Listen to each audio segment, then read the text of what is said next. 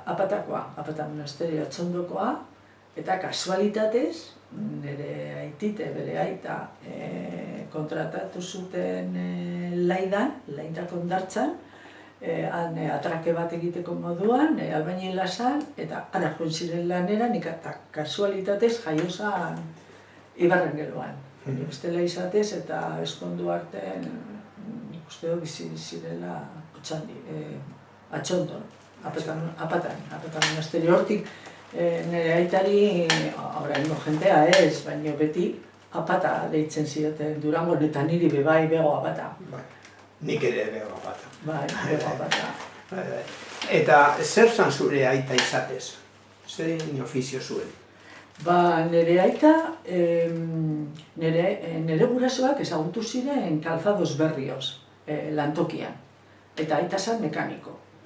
Eta gero hortik, bere neba batekin jarri zuten garaje txiki bat, bizikletak eta motorra konpontzeko, alkilatzeko, saltzeko eta hola. Eta nik beti ezagutu dut garajean.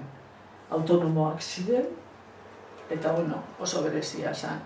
Beti jente ez gainezka egoten zen, berbetan, jentea berbetan, eta... Eta lanean. Bai, lana bai, ordu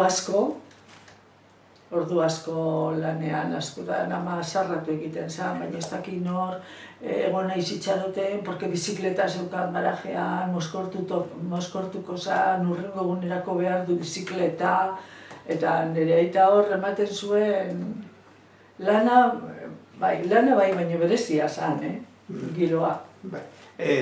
Garajea izan zuten gaurko jesuiten aurrean.